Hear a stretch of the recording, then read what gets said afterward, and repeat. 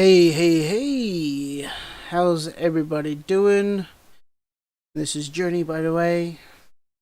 I'm not the random, but the random is part of the channel.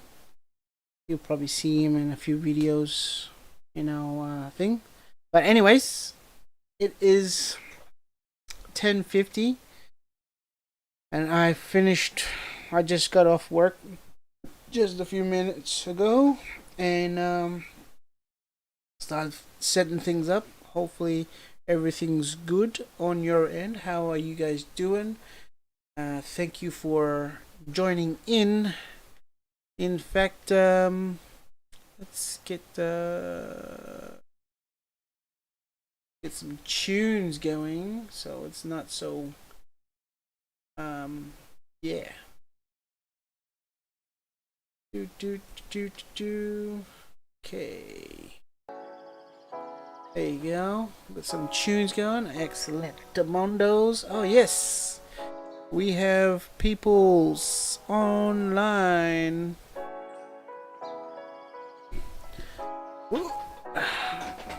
So,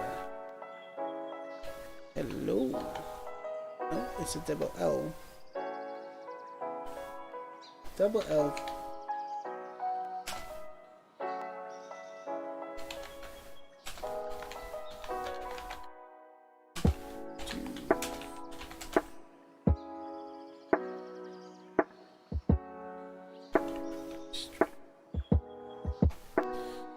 Alright, so we got some peoples.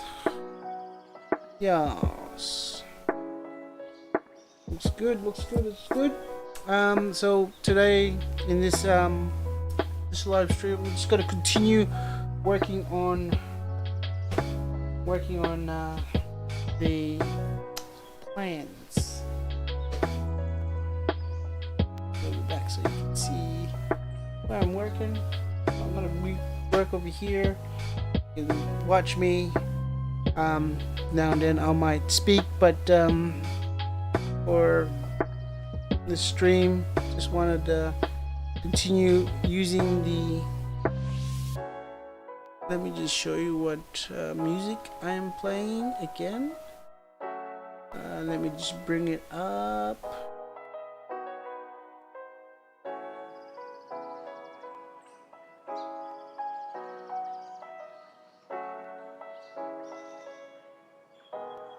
So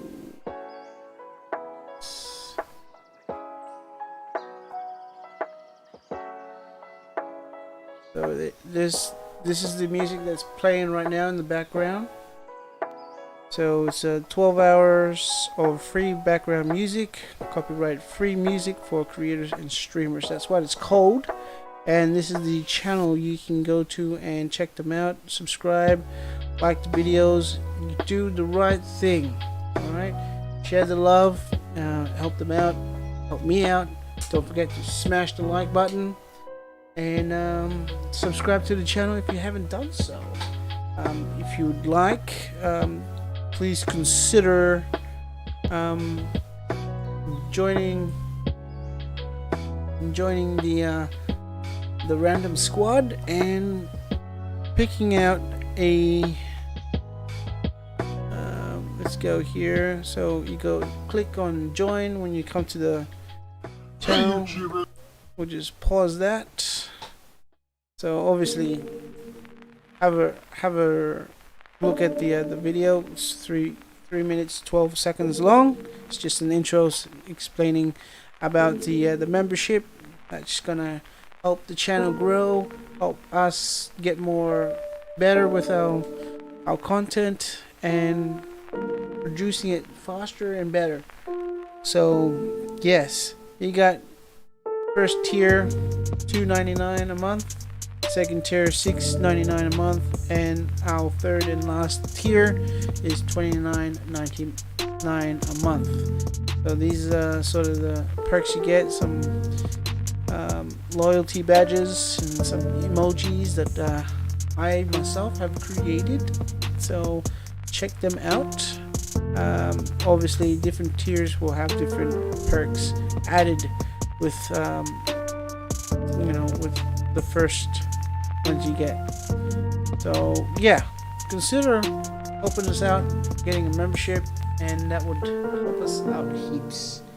So thank you for those who have already signed up for memberships. Thank you very much. You will be rewarded with some stuff that we will do in the members area at some point. So yeah, cool beans. Beans are cool. Yes. So that's that. Definitely subscribe, guys. Subscribe and hit all the smash that like button. That's what I'm trying to say. So without further ado, I'm just gonna get into the stuff that I'm gonna do. Hopefully we can progress further. So where we got up to is I was drawing up the living and garage area. So I was racking my brain trying to figure out what I'm gonna do with the table, the dining table, which I want to do. Let's see if I got it up here. Probably on a different. Here we go. Oh, so the idea is to use a Japanese style table, but have it folding, like the legs folding, like this one down here. So it's going to be a low table. So also incorporating similar culture to the Middle East.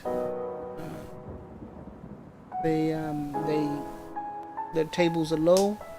Some countries actually lay down, so they have cushions next to the table. The table's nice and low, so they just reach over, grab their food, and then eat. But yeah, gonna go with a low table and sitting on the floor, just to keep things very simple, because living in a tiny house, you tend to embrace minimalism, and that's what some of Japanese culture is, because very condensed living areas, and you basically live in a very small area, and they do that well. They do it well. So yeah, I'm gonna continue on with that. I'm gonna let you guys enjoy the music, and I will stop. Oh, sorry, you can't see what I'm talking about. There you go. So these are the tables I was talking about. So Japanese tables, nice and low, like this one here. All right, folding tables. The legs fold down onto itself. So very nice and low tables for sitting down on the floor. Have a look at this thing here. That looks freaking awesome. Just having tea.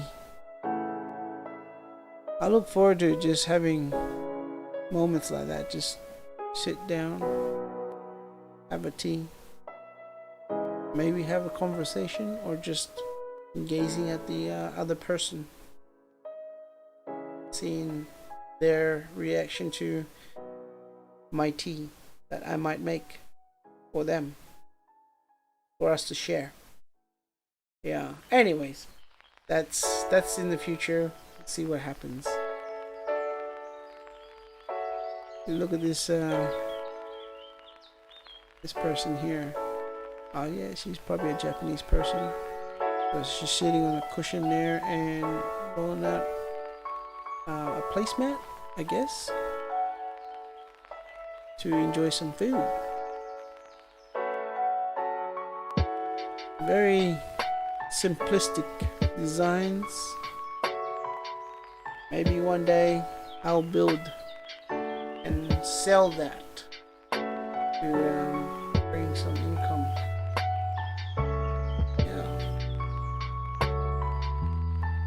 Yeah, during the mission, I think I might have more time to do projects like this, building those type of tables. But then again, I'm in Australia, and it's very westernized culture over here. Who knows? Might find people that are really interested in this type of culture, furnitures. I'd really like to just get into that. Yeah. Okay. Right now I'm getting distracted. I'm going to get into that. So that's what we're gonna do, guys. We're gonna get into that. Yes. So I'll stop talking and enjoy the music, guys. All right.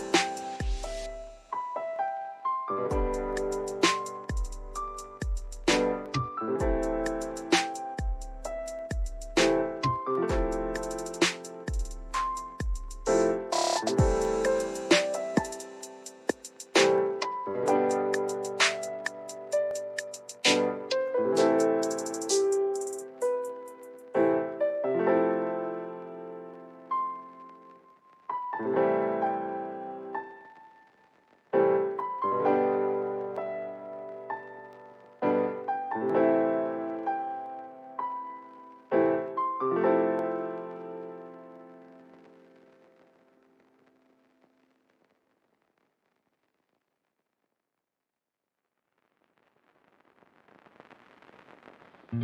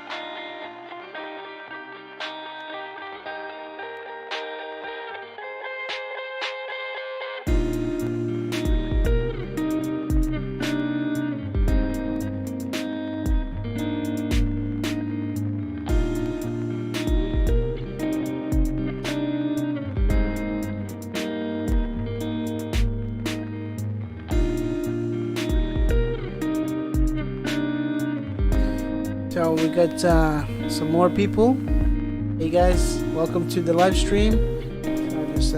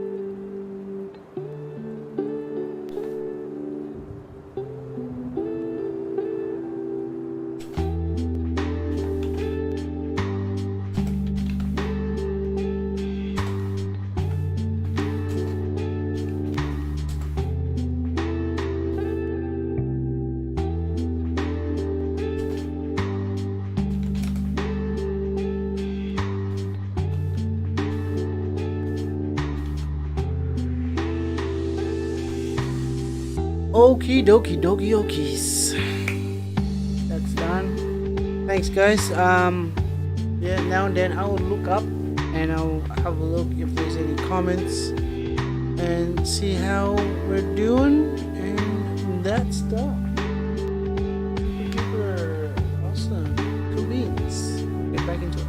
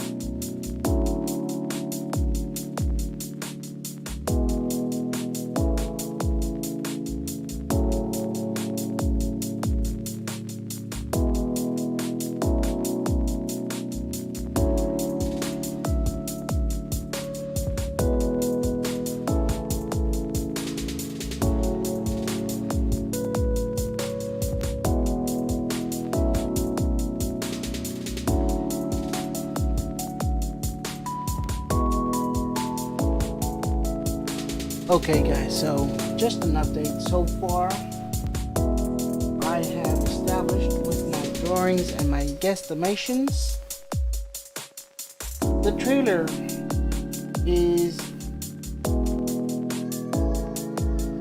8 meters long plus at the moment, and that's just looking at the garage, the living room, kitchen, and the bathroom. That's what it is at the moment. I'm planning to stay under 12 meters. That's the plan. Otherwise, it might be too heavy, and can't afford that. And plus, it might be too hard, too heavy on the normal hitch. So that means I might have to get a bigger tow ball and a bigger hitch to withstand the weight. So it's looking quite big. We haven't gone to the 10 meter mark. I think I'll be comfortable with 10 lengthwise.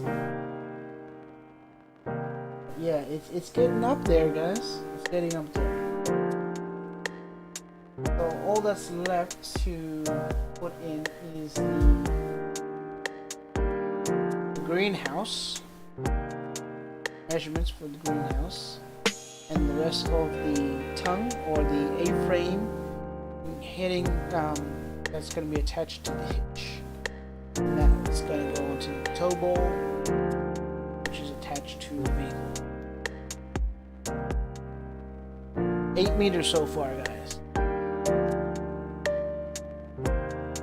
8 meters. 900.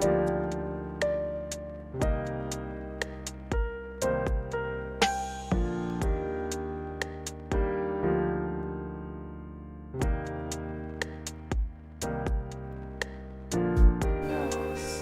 Okay. I haven't gotten to that 12 meter mark yet, so I'm gonna do my best. I have established what I'm gonna do in regards to the flooring of the living room. You guys have a closer look, so you can see my little dotted lines. That's where my runs are gonna be. That's gonna be underneath the timing mats. So that's where, and then over here, this is I've established it's gonna be 1 meter by 1 meter. That's the table. It's not much, but see how we go. See how we go. I think it's 1 meter. Like, this is 1 meter. This is 1 meter there. Alright, this is 1 meter. Fit 2 people in there side by side. So I think that should be fine. This should be fine. Yes. Going small. A lot of planning and executing and thinking, so everything can fit. That's the trick. Going small. Yeah. Try to fit your life inside the smallness of.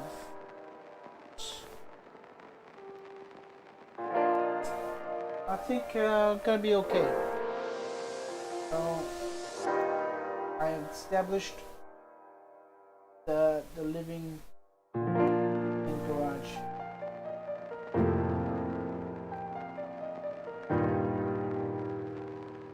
Yeah. I might do some more calculating. So enjoy the music, guys.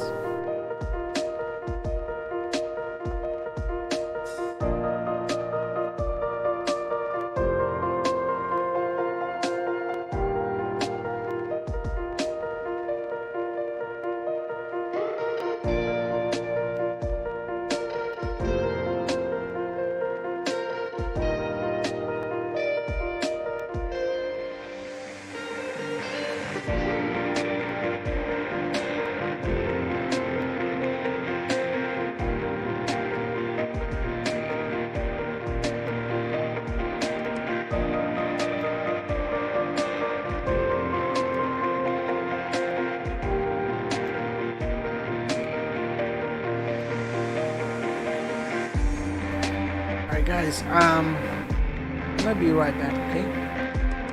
So yeah, be right back.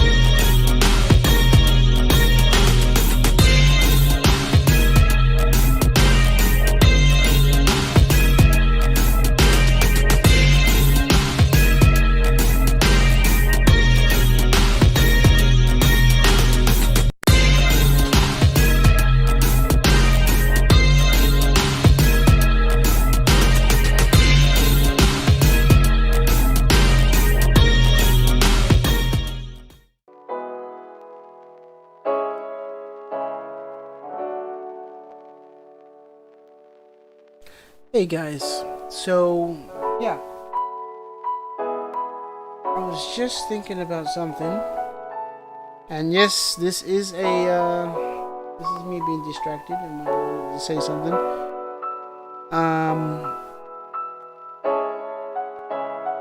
Just a random thought.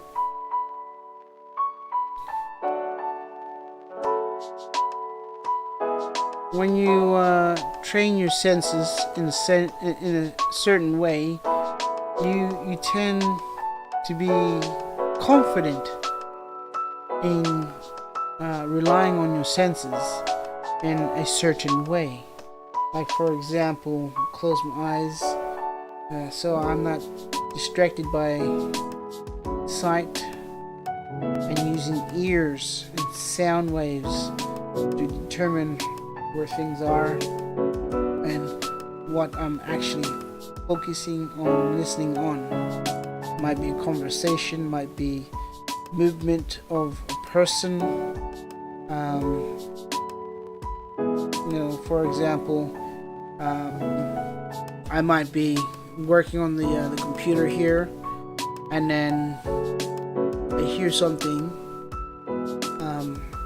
and then it sounds weird, and you hear it again, then you kind of like turn everything, turn all your music volume, anything. You just turn your speakers off, and you close your eyes, and you just use your ears, focus, and you work out.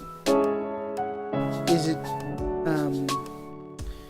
something that you need to go and address, or something that is dangerous? I don't know, depending on where you're at, but that's just an example. Yeah, you train yourself in a way like that you rely on your senses, specifically to determine something. If you don't trust your eyes, close your eyes, use your ears. If you don't trust your ears, close your ears, use your eyes. If you don't trust your eyes or your ears, use your touch.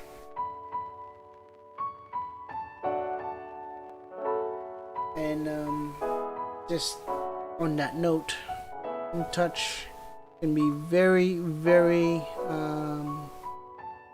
personal to whoever you're touching. Right? If you put your hand on the chest, looking for the heartbeat and seeing the person's character by listening to their breathing and the rate of their heartbeat, all that stuff like that. Obviously, if it's a guy and you're a girl that's doing that on the guy might be freaking out a little bit, and heart rate will go, and that would tell the female, okay, this person is a bit anxious, a bit nervous, by potentially putting herself on the person. Anyways, I'm probably going off way topic on what I was thinking before. So basically, what I was doing is that certain things I'm familiar with, so I don't always look at it while I'm doing something else. I know that my mom sometimes does this. This is what she do when we were teenagers, kids back in the days. We'll be watching TV, and we'll be telling her about the movie that we all want to watch together as a family.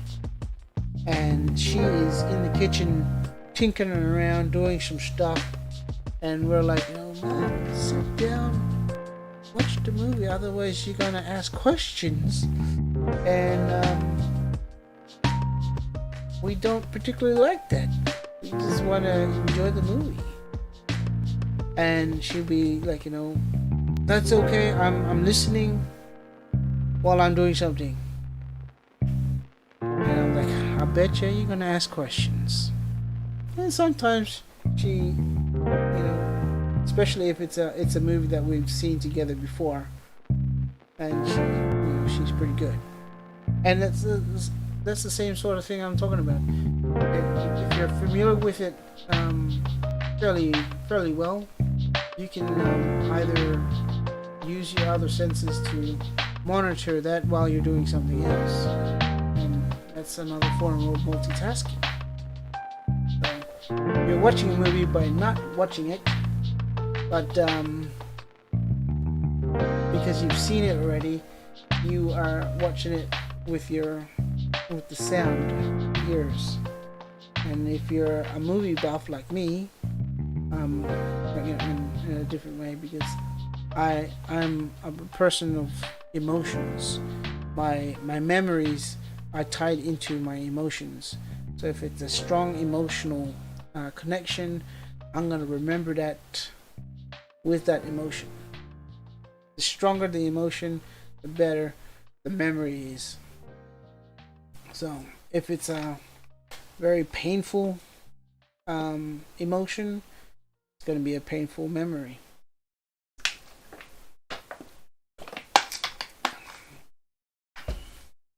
And yeah, my brain doesn't remember too much, but as soon as my emotions get triggered in a way that would remind this thing, oh, that's in the back of there, let's bring it forward, boom, there it is. Yeah. Yeah, where was I going with this?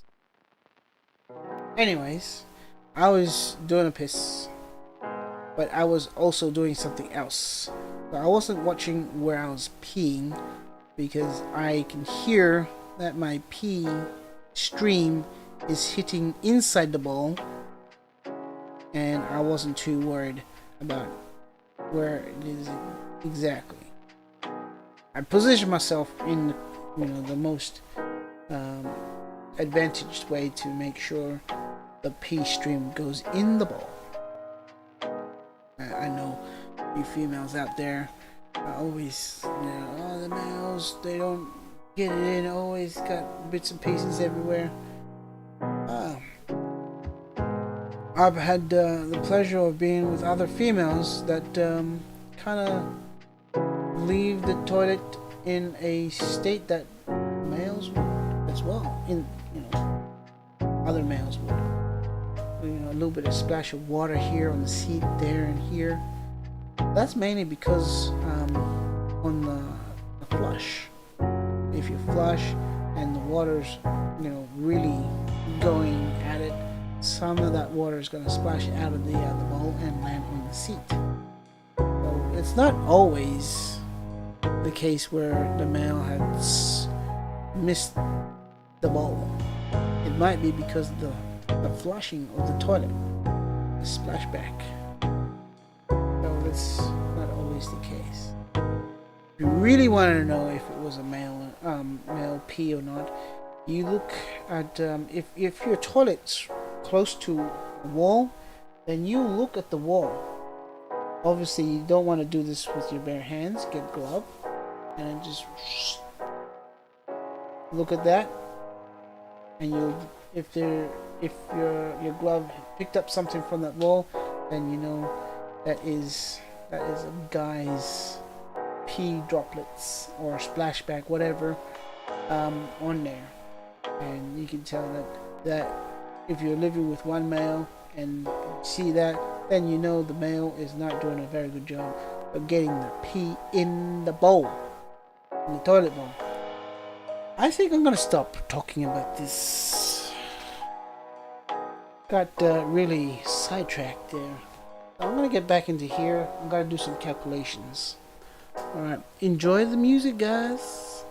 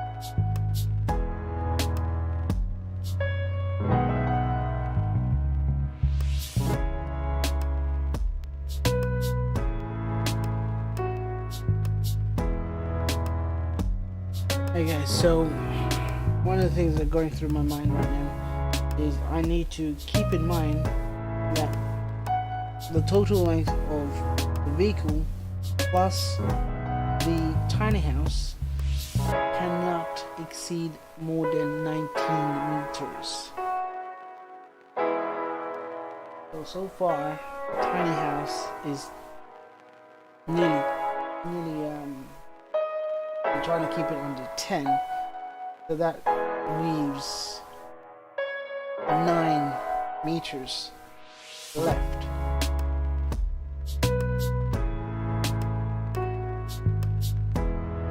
And that we got some info. We've ended up getting a 2017 model Ford Ranger. It's a XL 3.2 4x4 2 cab. So the height, well, it's the length that I have. It's at the moment it's 5 meters 535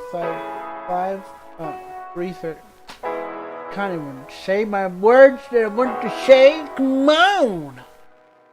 It is 5 meters 351. Okay, so that is the normal. After conversion, it's going to be another axle on the rear, and that makes it even a little bit longer. So hopefully it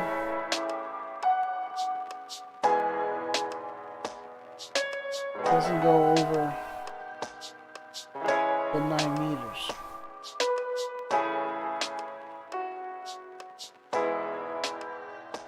So if I try and stay within 10 meters of the length, the total length of that, I think should be fine.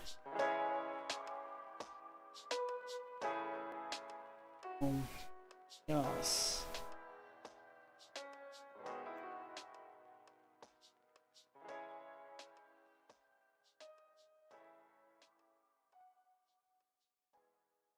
Yeah, just in case you're unawares what's happening,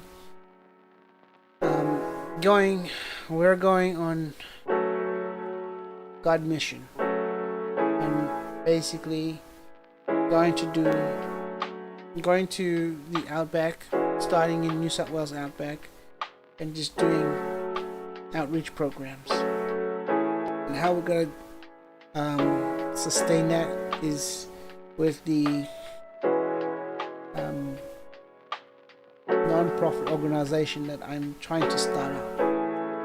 We've got the name registered, and it's OCM, acronym for Outback Community Mission. Outback Community Mission. So the idea is to go to different communities in the Outback, seeing a need, and then we're going to try and see if we can do that need. If we can, then we establish the program and go forth and do it. And the end product for that is to get to a state where the community we either meet that need, or we continue providing whatever it may be. It might be a service or a program, some sort of program. Could be a service, and if it requires to be ongoing, then we want to get to the stage where we can train other people in the community to take care of that place, and then we can move on from there and start another program in a different community. That's the gist of the mission, is going to different communities, finding a need, sitting together with my peoples and determining if we can meet that particular need, and if we can, we go forth and establish footing in there and getting it done.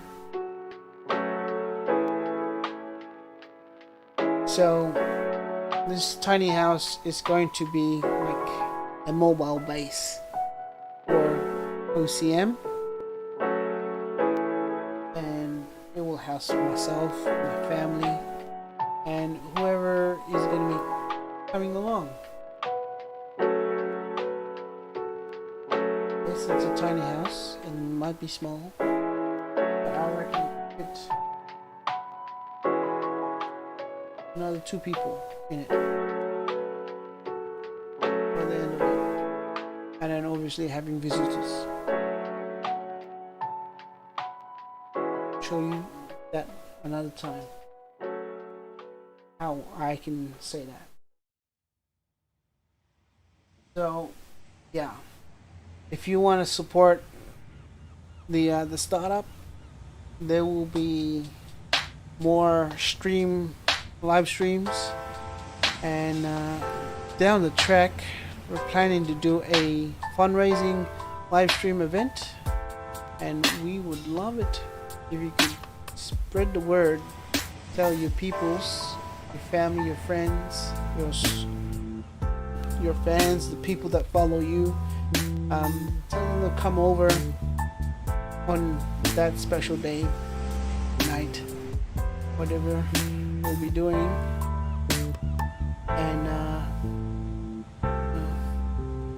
tell them to come along and see what's going on, and if they feel the need to donate, that would be awesome, because we will need as much funding as possible, especially with the tiny house, and the vehicle conversion, and the other builds that we're going to need to do. Because tiny house is just one thing. That's the biggest thing that we got to get built. The second biggest thing is the slide-on camper, which will go on the back of the Ranger, because it's a ute. And then hopefully by the end of this year, get a second car for my wife to drive and tow a enclosed trailer, which will house most of our stuff that we need to use for potential outreach programs. We got bouncy castle, we got games. I'm going to build a portable workbench so I can do some woodworking. So teach some kids some woodworking skills, maybe, and adults if they need to. This is just many different ideas, many things that can be utilized in a outreach program. So I'm gonna bring as much as I can to the plate, which I think God has put me in a place where I've been able to experience all those things. I worked in the building industry for a while, doing different types of laboring work. So I've done steel fixing. So I've helped build some sky rises over in Brisbane. When we go past this particular building that I remember I helped build, I was like, I helped build that building. Several stories high. Done a little bit of plumbing, done bricklaying. What else I've done? I've helped build park cabins, build some houses from scratch, doing a little bit of concreting as well. Obviously, earth moving skills. I think I'm getting old, might be getting too sore to do that stuff. But I'm willing to do what I need to do in regards to meeting whatever needs that we come across that we think we can achieve in filling. So yeah, tiny house, slide on camper, enclosed trailer, 2 vehicles, the Ranger to be converted to 6-wheeler, and obviously the building materials and everything else. This is a custom built tiny house. I'm building it in a way that it can be used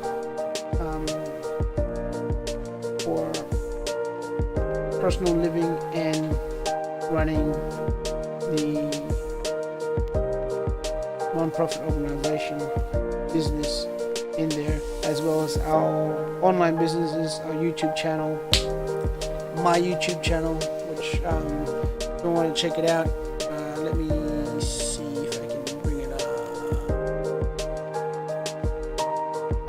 Here we go.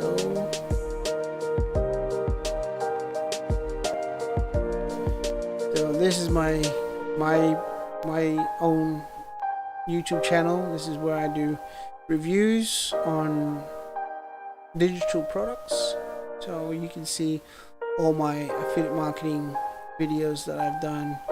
I've done some tutorials and got some channel updates there, and all the videos that promotes different products that can potentially make you money online. So there's products that actually promote other things, crypto apps, things like that, lots of different things. So lots of digital products that can be used to either extend your current business online to do other things, like for example have a job search website and providing people looking for work wherever you are, and tailored that to, like, this one here, this one I specifically targeted Australian jobs. So that there is basically showing you my website that I created using that particular product. And basically, the more clicks you get on your website, the more potential money you can make. So it's clicks, and then there's ads on that website, and there's other programs that are third party that you get affiliate commissions for people that come onto your website, click on those programs and download it, use it, whatever. So commissions everywhere in using that product. So maybe you can have a look at that. Up to you. And all my reviews, all my reviews on digital products all come with bonuses that I've provided for you guys. So check out any of my videos there. That's what it is. Yeah.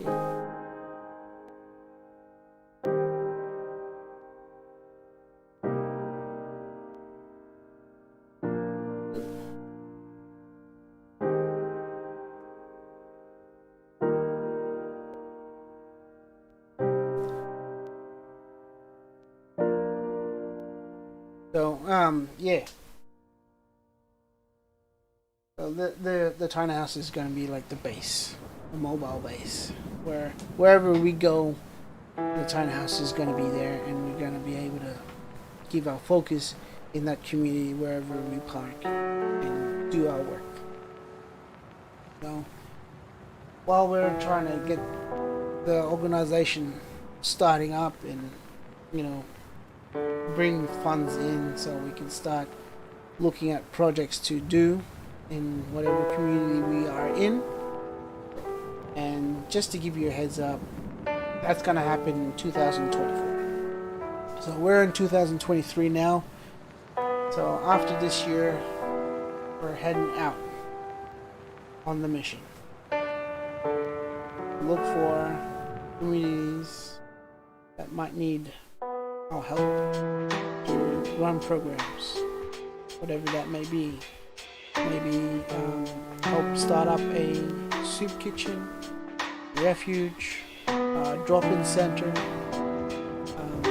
run day trips, anything that would help the community with something they might be struggling with. Maybe communities have nothing for the young people to do. We could take them on day trips a few times a month or something like that, depending on budget, obviously. And just take the kids out with, the parents can come along if they want to, but it's all going to be legit and it should be fun. I've attended day trips myself and I have an idea how to run one. I'm going to have people that have experience in this, and so I won't be the only one that's going to be running it. There'll be other adults that obviously going to be scanned for, make sure that they're okay to be working with kids. So I'm going to do that. Going to do everything by the book, as particularly, how to say, I try to do on the book, by the book, so that way whoever we servicing to will feel safe, because that's what we want. We want the people that we're servicing to feel a sense of community, sense of security, sense of humanity. I suspect we'll probably run into some homeless people that need a bit of loving. We're gonna try to do our best to do what we can. Maybe we'll team up with other non-profit organizations that might be working in the same region and see if we can be some sort of assistance and help out that way. See how it goes. It's really up to God what's gonna happen. Wherever we go, that's where God wants us to be, and I really hope that we can be of somewhat of assistance and bring some love and joy to whoever we serve. So yes, it's very important to me. I'm very passionate about the mission and what we're going to do. My idea is just to put all the things that I have experienced, turn it around, make it a positive, and share that positivity and my experience with others that might want to get into it, or might want to receive something positive in their lives. This world is only going down the gurgler. Things are going, to be blunt, the world is going to shit. It's going to shit. It's going to poo. And poop. It's a big poop. And as the Bible basically states, it's going downhill until the time of Jesus' return. When he returns, basically he's gonna take up everybody that has adhered to the commandments of God. Really itchy. Oh, something? Oh, good now. People that are righteous, reverent, the word that's been kind of tossed around is the remnant group of people. And it's not specifically Christians either. It's whoever is taking heed of the the principles of the 10 Commandments. Commandment number 1: God is God.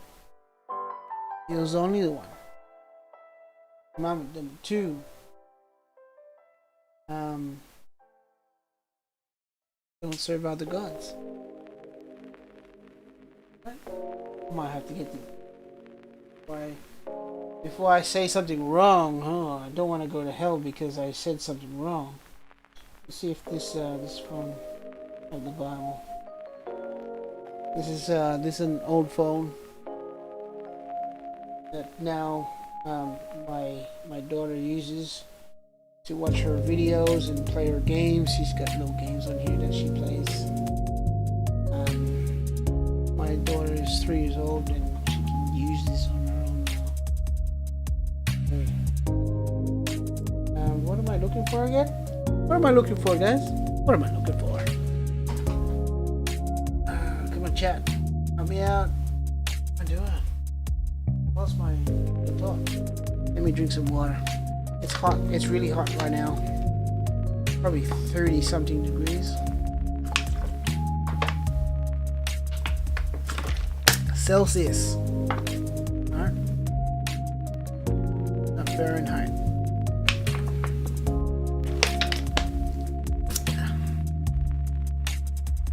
Oh, that's right. Bible.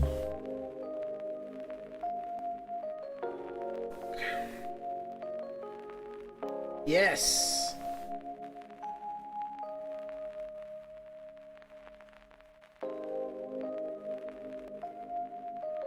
Oh. Okay. That's unfortunate. This phone is basically software for it is outdated, and some of these apps don't exactly work. And unfortunately, that one Bible app is no longer working. So let me see.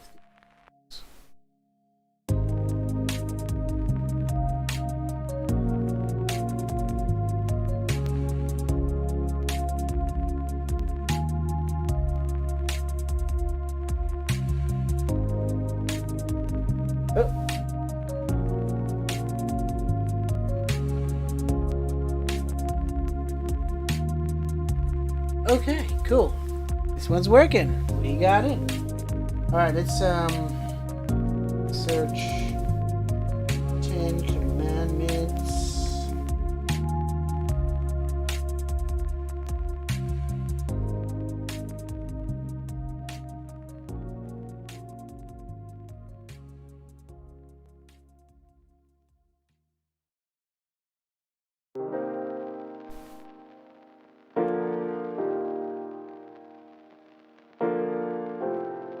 Double M. Okay, that doesn't work. So,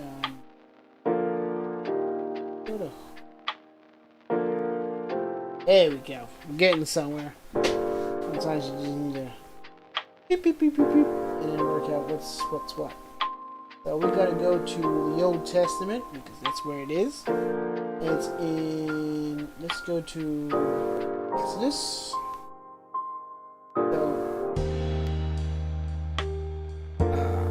I don't know if you can see that. Oh, which way?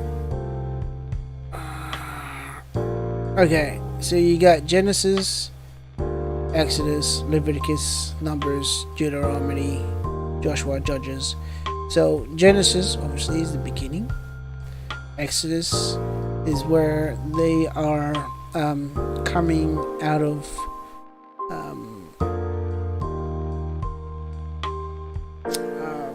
basically that brings you straight to when Moses came into the picture, around there basically, and that's where Moses takes gets all his people, the Israelites, the Hebrews, out of enslavement from the Egyptians, out of Egypt, and take them towards the promised land, which now is Israel. But yeah, Exodus, that's when we'll find the 10 Commandments. I think verse 20. Yes, here we go. Yes. So it's basically starting from the conversation starts on verse 1 and finishes.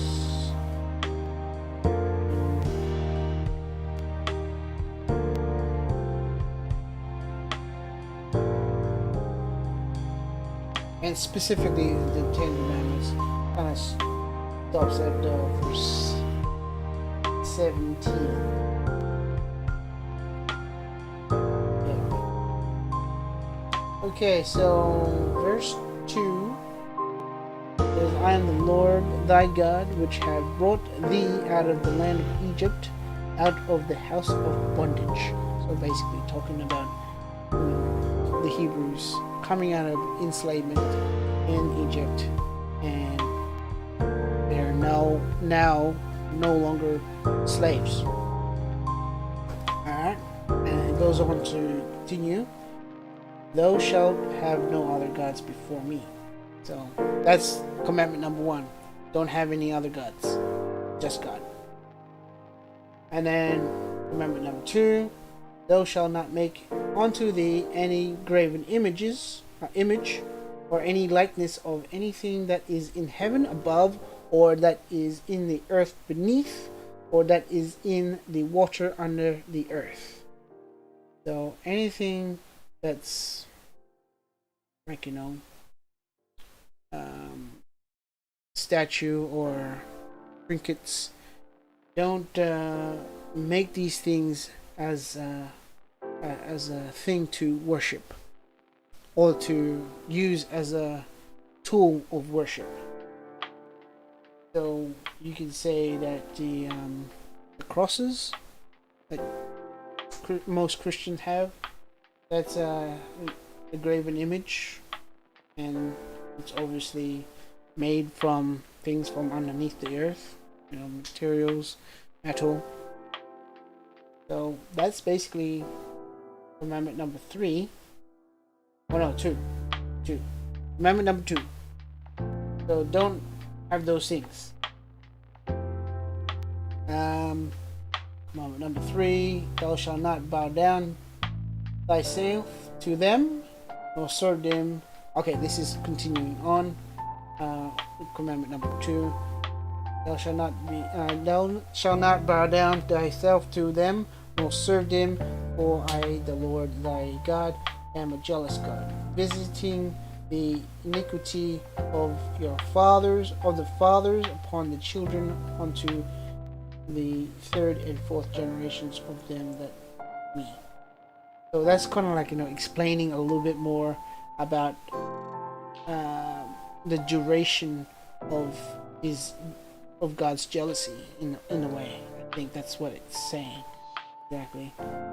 And then shewing mercy unto thousands of them that love me and keep my commandments. So that gives you know how you're supposed to, when you explaining something to your trainee and you're the trainer, or you're giving instructions, you want to basically state that this is how you're supposed to do it. You teach, then you point out something that your people have done wrong. Show explain the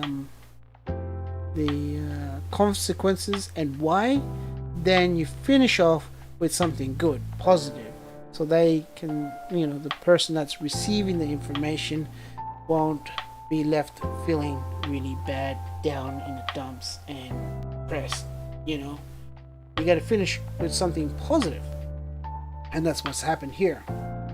So yeah. Okay, commandment number 3, here we go.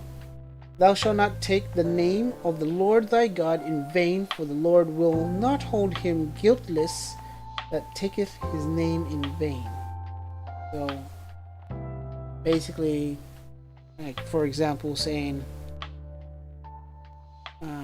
oh my, you know, that's like putting God's name in not the good context, and therefore is put in vain. If that makes any sense? So don't misuse God's name and God's identity. So Jesus, Holy Spirit, God the Father, God. Some people call it the Trinity or the Godhead. So yeah, don't misuse those things, but specifically God's name. And you'll find that God is referred to many different names: Yahweh, Jehovah, Jesus, Lord, the Most High. You know, the list goes on. So don't use those in a way that does not give him glory. So if it's to put somebody down and you're using God's name, and that's misusing his name. That's not all about putting negativity in people's lives. Humans do that. The enemy does that. God does not. Alright, so we got commandment number 3 there. So let's recap. Commandment number 1 is God is the only one. Don't have any other gods. Commandment number 2, don't worship anything that is that's graven image likeness of anything on earth.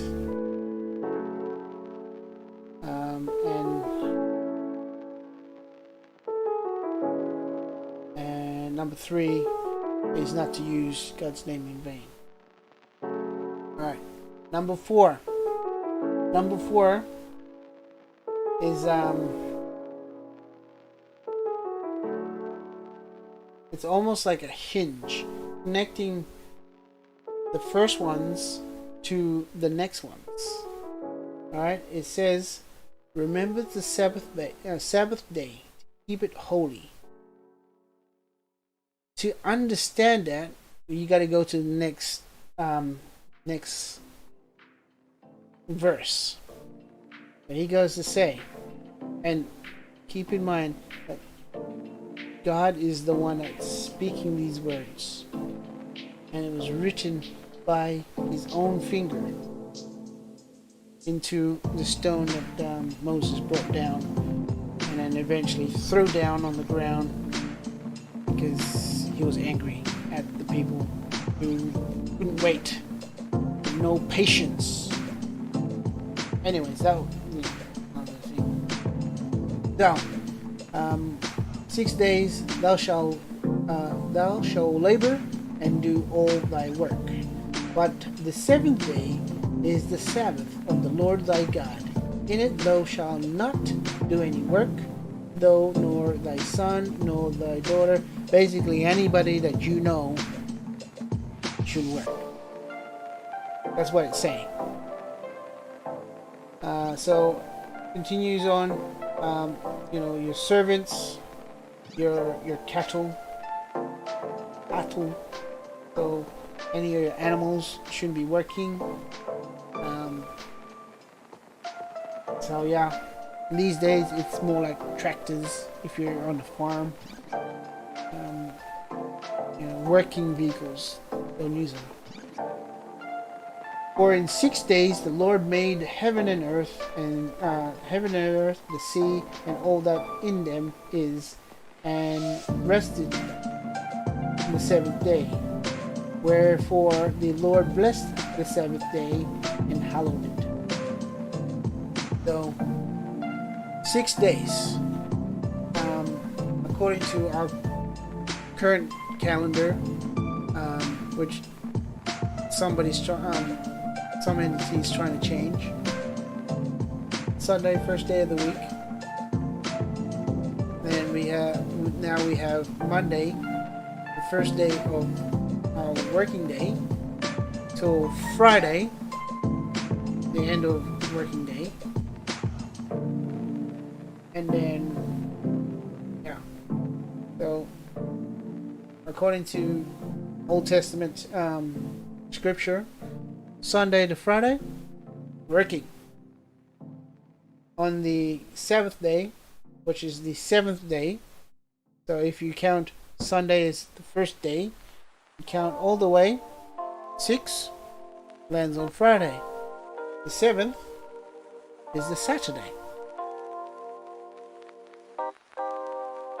And basically, according to creation, God created the earth and the heavens in 6 days.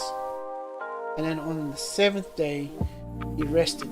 He made that day special. He wanted us to work hard, but also at the end of that week, rest. Because you want to enjoy what you've been working for. And you can do that in that one day. So as he has done it himself, he wants us to do the same. So, I mean, you think about it, the creator did all that work, created all the atoms, all the things that make things happen, matter, existence, time, space, and movement, all those little things that we take for granted, and then you look at the human body, all the different animals, all the ones that seem really, really strange. How can they survive in their environment? But they do, because they have the right stuff to live in their environment. And if you take them out of the environment, they might not live that long or at all. Like, for example, fish. They live in the fish. They breathe the water. They move water through their gills, and that gives them their oxygen, or whatever they use to, circulate their and regulate their, their bodies. And anyways, that's going off things. So that's commandment number 4. Remember the Sabbath day, keep it holy, because God rested on that day and He made it holy. So He's made it so when you do rest on it, you do have a restful time. And practicing Seventh-day Adventism really works nicely. Friday night comes, it's like, oh yeah, Sabbath is coming. I'm feeling relaxed. I can relax, put up my feet, and truly rest. Saturday comes, go to church, have a good lunch. You get invited to a lunch. If not, just go home, have a lunch, and then just go to bed, or whatever you want to do. You can relax, because God asks you to relax. on his seventh day. Alright, and then the next one, this continues on. So you can say, for example, a door and the door frame, you got a hinge that connects the door to the door frame. So what I was saying before, commandment number 4 is like a hinge connecting the door to the door frame. So here's the next commandment. Commandment number 5. Honor thy father and thy mother, that their days may be long upon the land which the Lord thy giveth thee. Alright, so that explains that you need to honor your mother and father. If you have a bad mother and father, I'm sorry. You might need to work out with God how you're going to honor them.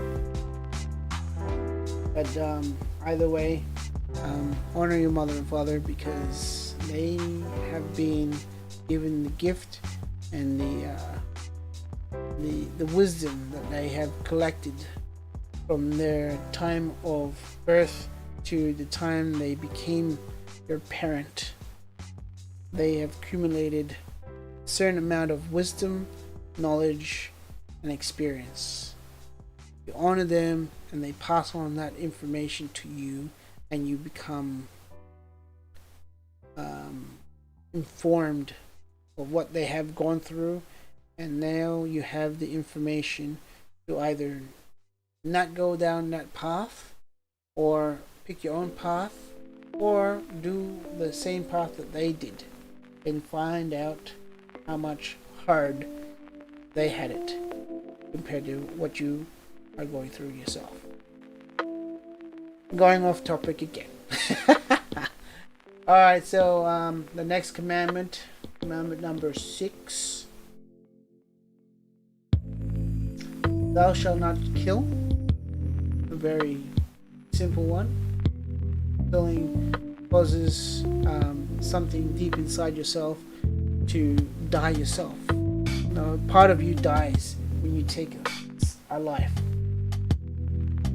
and you can't get that back anymore. Yeah, you're probably wondering, I might be speaking in experience, and you are correct. I have taken lives when I was younger, many times over. How can I say that casually? Because I haven't really truly technically killed anyone.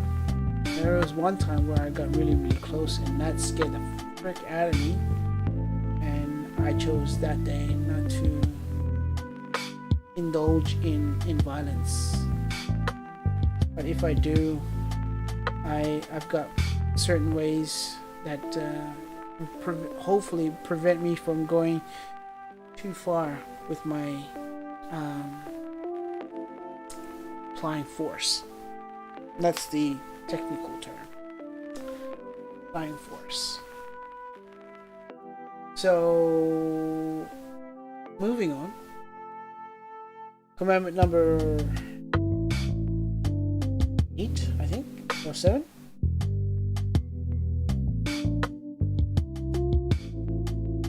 Yeah, 7. 7. Thou shalt not commit adultery. Adultery, if you're unaware of that, basically anything that's immoral, sexually. So if you look at if you're a man looking at a woman and wanting to smash that, then you have committed adultery. I don't know if I explained that right, but yeah, don't commit adultery. That's probably more the physical action of doing that, actually. So, yeah. The next commandment, commandment number 8. Thou shalt not steal. When you take something from somebody, and you cause them heartache, because they might have worked hard to produce the income to be able to purchase whatever you stole from them, and and that item might be priceless to them. Yeah, who knows?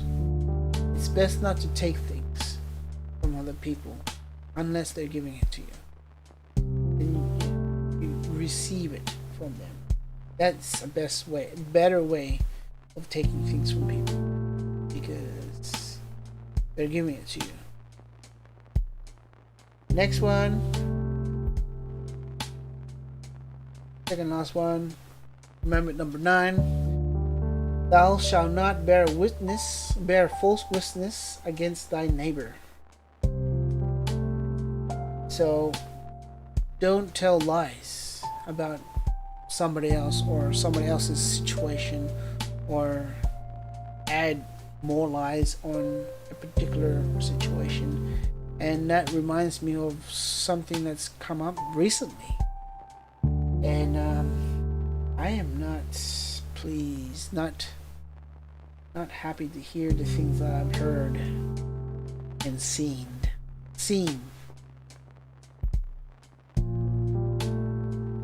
That's one of the reasons why in my industry, the security industry, I try to do my best part to cover my butt. Take photos of my reports, so I have a hard copy, and by taking a photo with your phone, you got metadata. It takes a record of the time you took the photo. Obviously, you got the photo, so you get the image of your report, and it'll tell also if you got your GPS on, it'll tell you where you took that photo from. Yeah, and yeah, it also will keep a record of what device you used. Metadata. It's like your unforgiving record keeper. So yes, cover your butts, guys, especially if you're dealing with people and sensitive environments. Take photos so you are covering yourself. So if somebody wants to tell lies about you and what you were doing in a certain place at a certain time, and you don't have evidence to back you up that you weren't there at that time doing whatever they think they're saying, then you are up the creek without a paddle. Yeah, you don't want that. Take photos, at least. Keep a record. Write stuff down. Whatever. So yeah. Don't bear witness to people, because the lie that you might create might not stop that day. It might keep on going until the time of that person's death, and that lie may not stay in that person's death, in that person's passing. It might flow on to their family, their friends. And that, a lie can be, like in Australian terms, a bushfire, wildfire. If it's lit in an environment that's really advantageous for fire or for your lie, and goes out crazy, you're not going to be able to control it if you're only intending for it to be a small one. It's just best not to tell lies at all, because you don't know how far that lie will go. you might end up inadvertently killing somebody with your lie. Don't do it. Don't listen to people that say this person did this. You know, confirm, double check, speak to the person.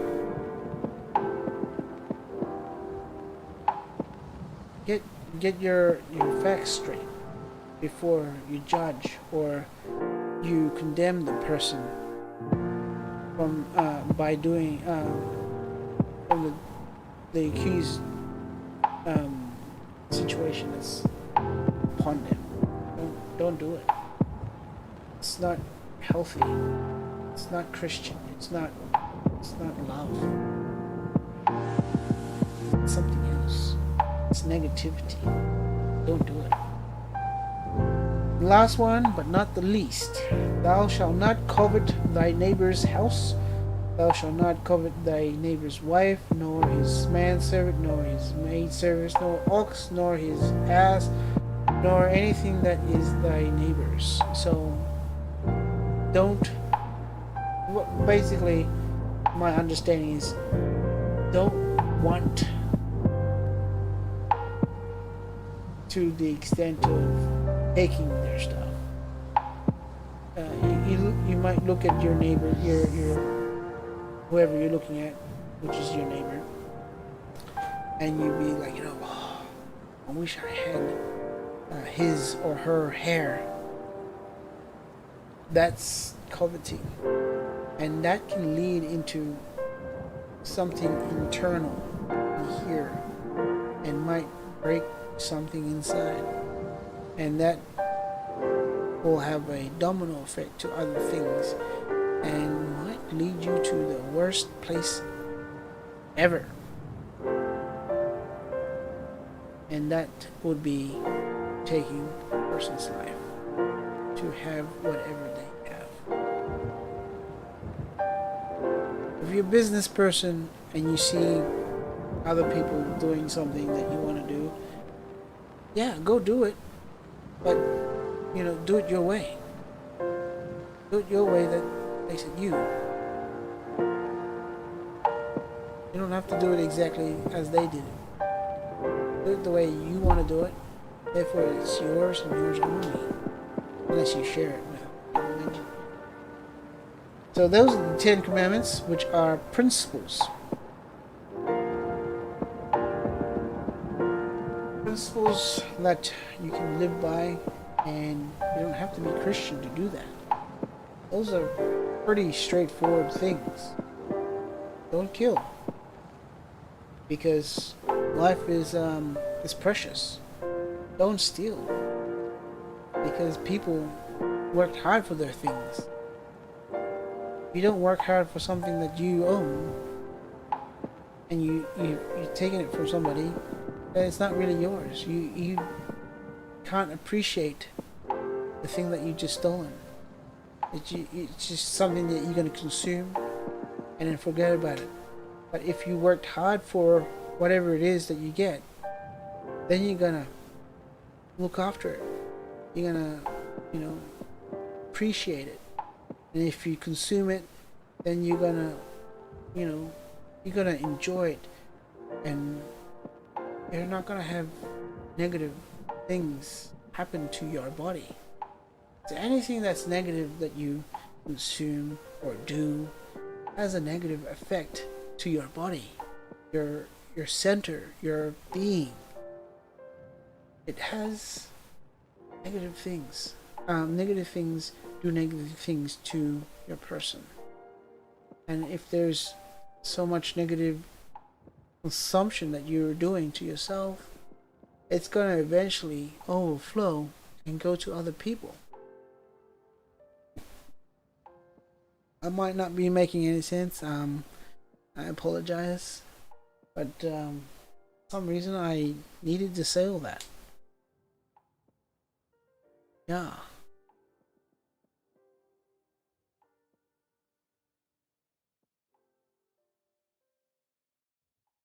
What happened to the music? Just got quiet. Oh, there we go. Yeah. Oh, by the way, you're probably wondering what the heck is this? It's a little sticker that my daughter put on my face.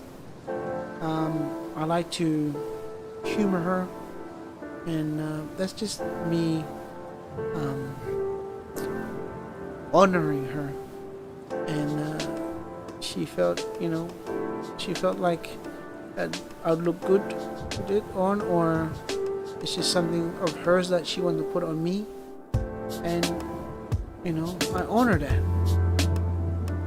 and I appreciate my daughter thinking of me and how she wants to continuously connect with me.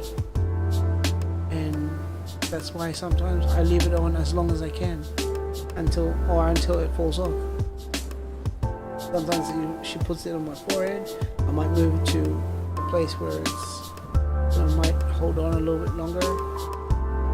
Yeah, my son, he gave me when he was younger, when we were hanging out. Just in case you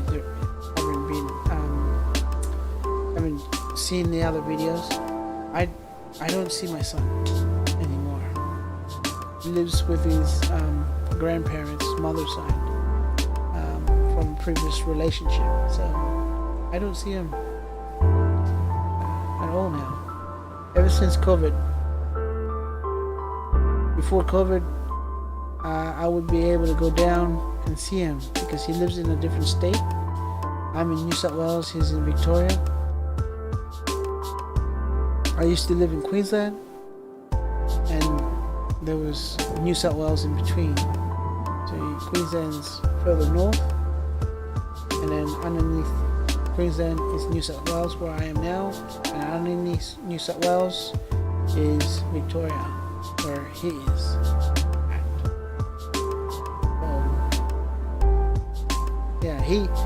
When he was younger, he gave me something of his that he wanted me to keep, and I gave something of mine for him to keep.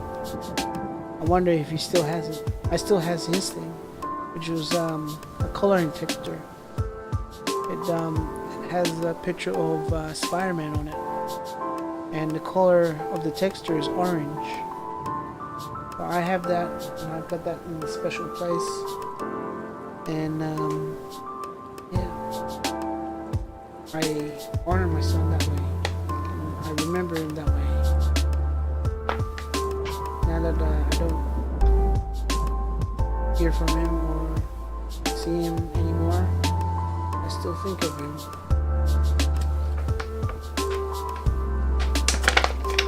When I talk about my son and how much I miss him, I get depressed. I do. To be honest, I really do.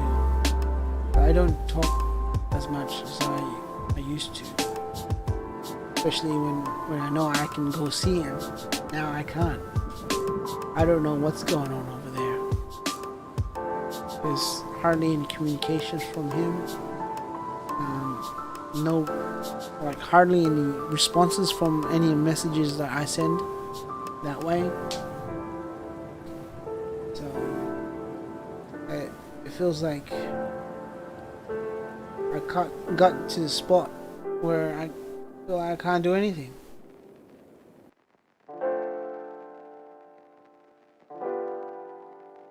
If he was the only one I had left, and knowing me, my condition, my diagnosis, chronic depression, I would go down a deep rabbit hole, so deep that the endless pit, I will find the end, the bottom of that pit, and I'll not see daylight at all. And I'll go into such a deep depression that the only thing that seems viable or logic to get out of that state is to take my life. But obviously I don't do that because I've got I've got methods and things that I've learned from my psychologists and counselors that I've had in the past. And they give me tools to help me, and I use them often, especially when I'm feeling the way I get when I get down in the dumps. I do all the different things that are specific for every bit that is happening. And yeah, sometimes it works, sometimes it doesn't, because I'm so deep into it. But when I do find a breath of air, I do take that time to look at that particular one that's going to get me out of there, and that usually works. And having anchors helps too. You know, my anchor, my son, my daughter, my wife, my current wife, they're my anchors. The mission that God's given me, that's an anchor. Because that's a goal that I have that is in front of me that I need to reach and start working on and achieving and moving forward from that, beyond it. And to teach others how to do it. So when it's time for me to actually pass away naturally, I'll be able to sleep quietly and I'll enjoy it, because I've gone and at least attempted to do what God wanted me to do. So yeah, anchors is good when you have depression and you think you're leaning towards suicide. I know the topic of great discomfort, but I've been on that path so many times, and every time I was able to get out of it. And when you're in that moment, it's freaking scary, especially when you're aware of it. And yeah, it's a very helpless situation.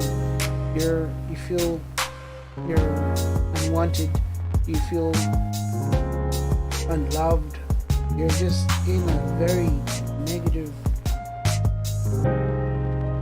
intense space, that the only way out is to go out. And that's the enemy, putting those things in your head, in my head, thinking that, yeah, that's your door. That's the only door you can go out. So that's what you gotta do. There's options, and you might choose which one's the easiest one in that moment. Or maybe you've prepared something, and then you get that little bit of fresh air, you get a whiff of that, and you start thinking about, no, this is not what I want to do. I want to keep on living. I don't want to feel this way anymore, though. But there's got to be another way.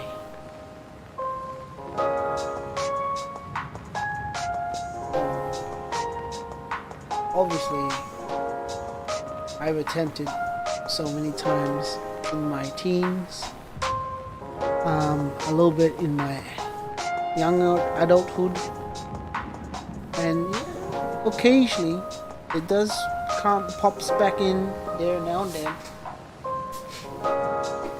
But like I said, I've got anchors. My anchors tie me to this reality, this space, and it reminds me that The pain is just now. If you carry on, you'll find that pain is only but temporary. And then when you come out unscathed, you become stronger. And you can say that every attempt that I made and came out unscathed made me a little stronger. So, yeah.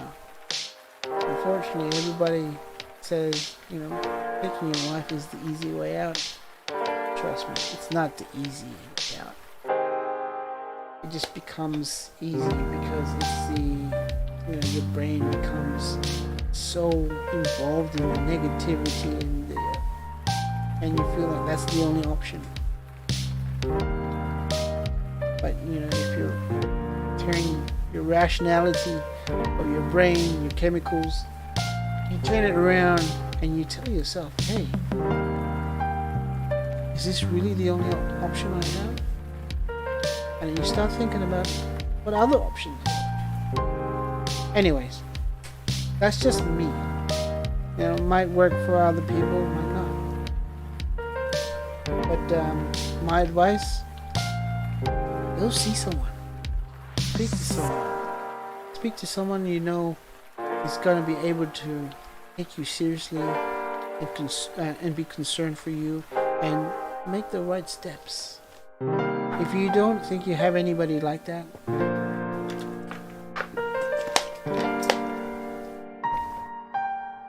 every country has, I believe every country has some sort of phone line that you can call for, you know, the help that you need. They may be able to initially listen to your concerns, your whatever you're going through, and then when it gets to the point where, you know, I trained a little bit as a counselor. I got a little bit of skills, so I'm not perfect at it, but when the person on that line gets to a point where he or she might feel that might be able to step forward and point you in the right direction, they'll take that step, but they will take it gently and in a way that doesn't interrupt how you're feeling, allowing you to unload the immense negative feelings, taking it out, saying those words, sharing what you're feeling.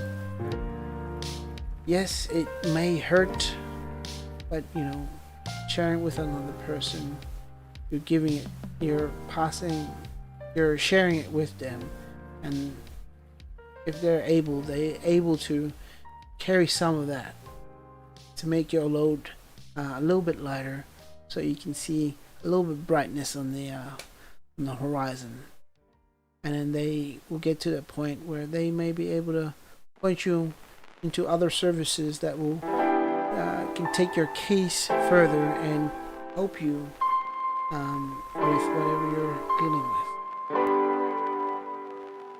Right? You can go online, look it up. Whatever region you're in, look up, you know, just search it up. Suicide helpline, whatever, something along those lines, and something will come up. Here in Australia, we have Beyond Blue that works with people with depression and anything that's related to depression. That could be suicide and self-harm and everything else like that.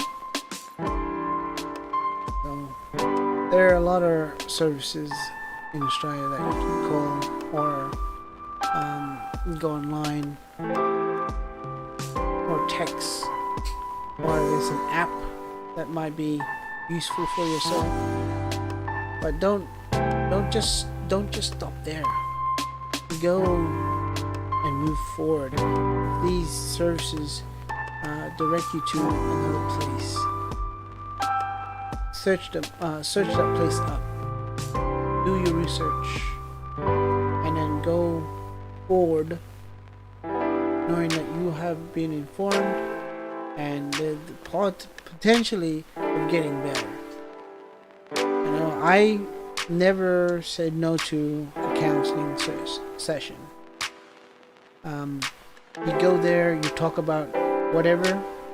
You might be reserved, that's fine. You go there, take the time, listen to what they may want to say or share with you to help you share whatever is on your heart, whatever's, you know, heavy on your heart.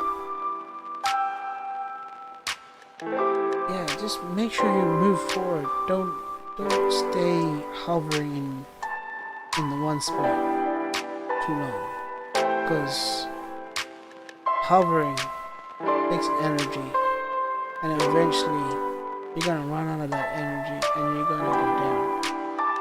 And you're gonna settle in that spot.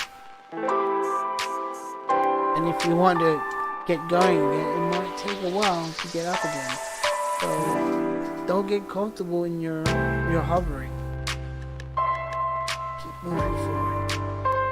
'Cause you never know where that's gonna lead you. It might lead you to some negativity, but remember, pain, negativity, all that stuff are all but temporary, especially pain. Pain is temporary.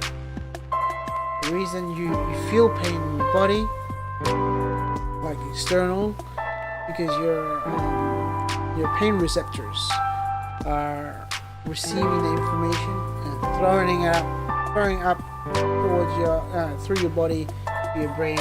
You get your brain warnings. That is going to hurt. Get away from there quickly and move away.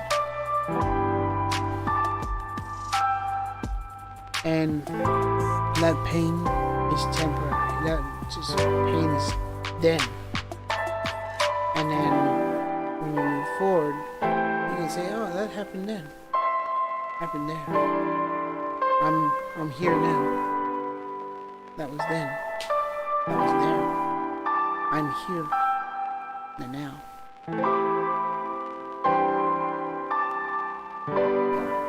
Some pain, like emotional pain, depression pain, yeah, it lingers.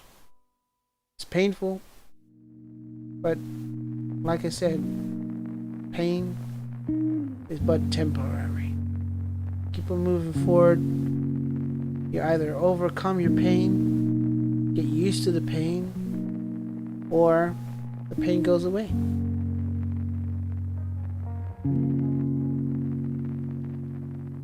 Keep on moving forward. If you stop moving forward, then that pain is gonna stay there, and you're gonna feel it. And if you visualize like the Tron bicycles, the light that they leave, imagine that coming back and multiplying all that, destructiveness.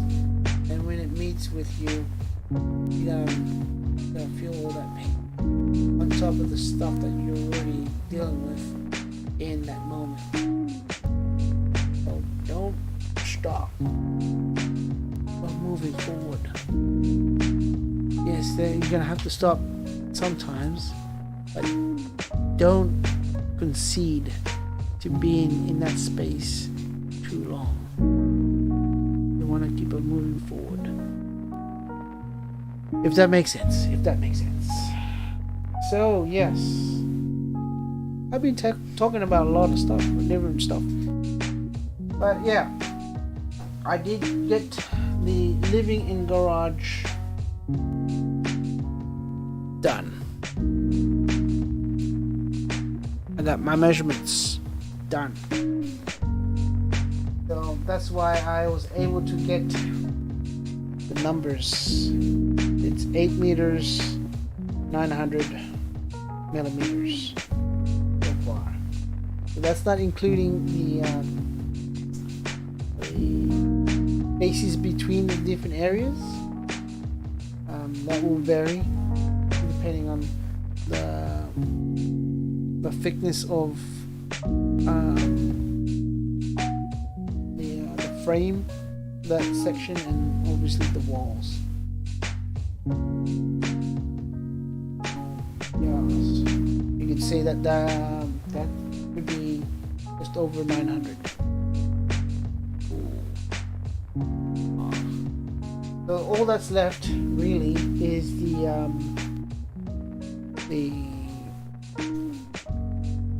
greenhouse at the front of it, and the A-frame or the tongue trailer. And I was told that you want at least 1 meter of the from the rest of the trailer to the hitch. You want at least 1 meter. That's so you can do jackknifing, so you can do getting the trailer in tight turns. And I know about jackknifing.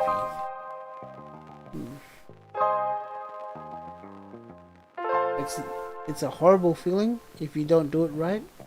I mean, my experience has only been with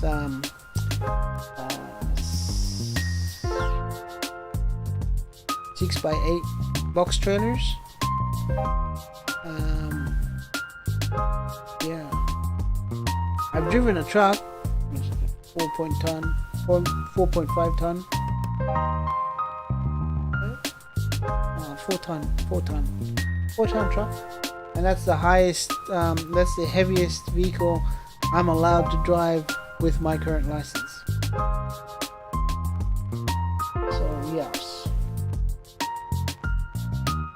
the Ford Ranger that we're getting has the towing capacity of 3.5 ton. So hopefully this is not gonna get to that, that heavy level, and then the slide-on camper is gonna go on. So on that vehicle, so the vehicle plus the slide-on camper plus the tiny house, that's all gonna need to equal no more than 4 ton.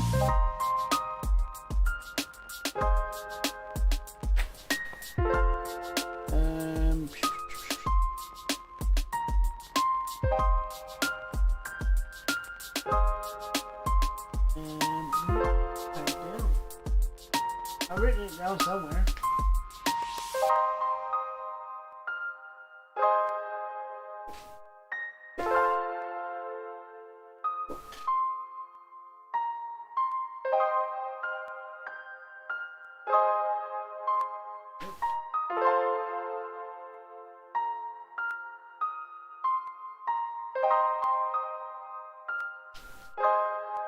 Okay.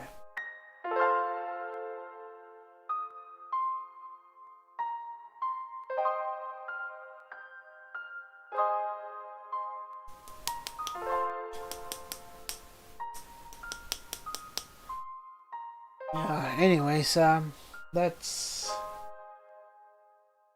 that.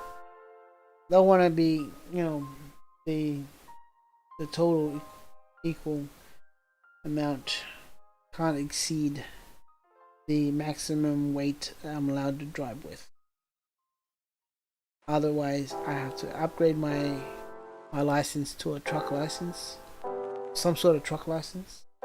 Then I'll be able to drive bigger vehicles, heavier loads.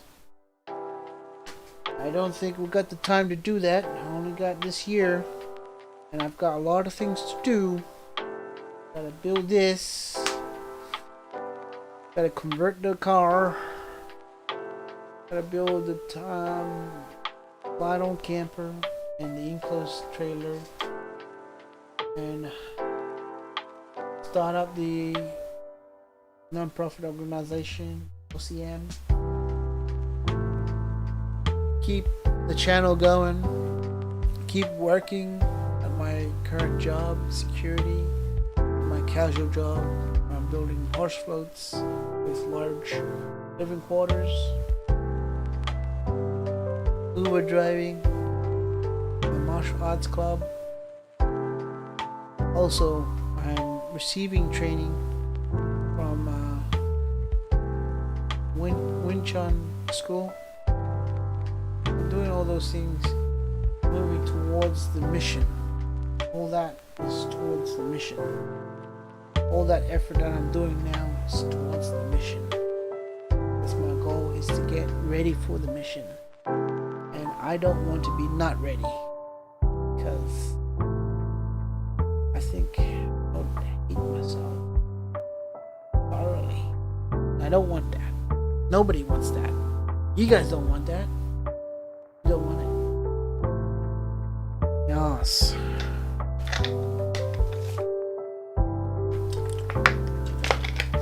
So I was able to complete what I wanted to complete.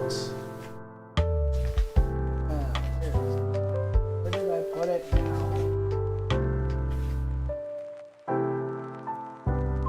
Oh, there it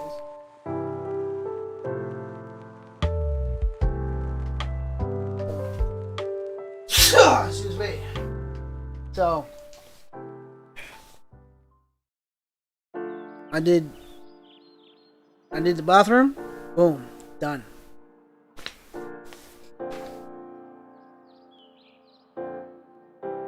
I did the kitchen. Boom, done. And now I've done the living and garage. Boom, done. And with those 3 areas, we've got my guesstimation of the length so far, and we have come up to 89,000 millimeters. So that's 8 meters and 100 millimeters, or 90 centimeters. So basically, using this as a rough cut. I've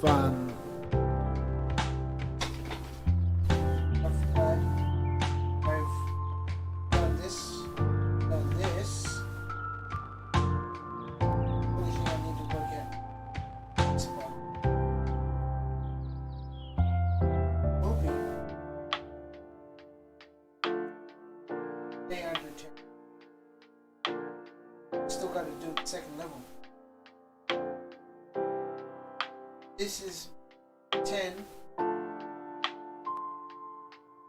basically the second level.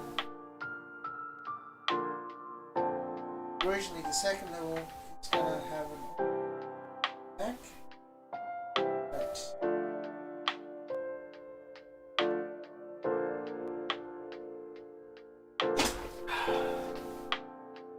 so that's where we're at, guys. Thank you for tuning in. I think I'm gonna hit the hay, try to actually get some sleep and wake up and have a good day's work, because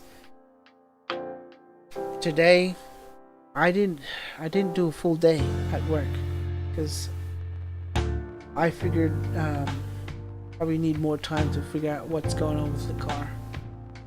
Oh, I probably didn't explain. Today, well, it's a new day now. Yesterday I started work at 7 a.m. I went to a chiro appointment because trying to focus on getting my health back to a somewhat normal state, and the chiropractor is happy where I'm at, and it's coming good. So thumbs up for that. So chiropractor, got back to work at 10:30 ish, and then continued on until 12:30 finish. Came home, had some lunch, then went out to Oscar Cardiff, which is where where we're getting the Ford Ranger from. So that's where we spent the rest of the day, and then when we finished there, on our way back home, we stopped by at Costco, and we needed to do something positive because it wasn't exactly positive, you know, feeling. I mean, whoever gets positive feeling when they know that they're giving away a lot of money. It's a big chunk of money gone or going, because we're doing finance, and we're able to finance by just trading in Sakura, my previous car, and how we're able to do that confidently is because I paid it off. Did it in 3 years apparently, even though the contract was a 7-year contract. Finished it in 7 years. Boom. That is good. Received that information. I felt that that was the sign to go and see somebody, and we end up going to Cardiff Postcar, and they found us a Ford Ranger. They're gonna fix it up a bit before we take it. There's been a bit of a run around and parting around, I guess, but we got there towards the end, and yeah, we're gonna have a Ranger, Ford Ranger, that's gonna have the capability to tow the tiny house and everything else. Should be good. Should be good. Yeah, so that was what we did yesterday. It was pretty tiring. And the day before,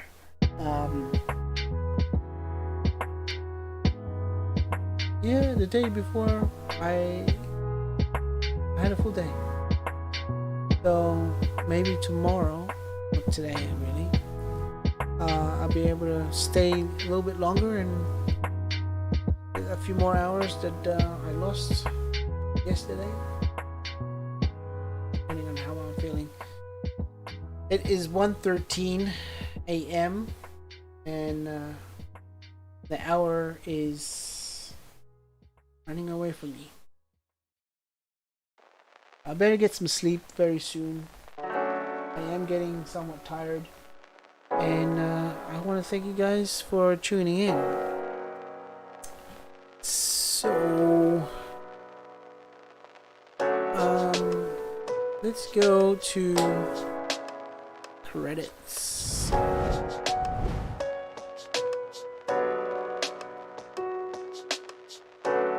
So yeah, thank you for supporting the stream. Actually nobody put anything down. That's okay. That's alright. Maybe next time.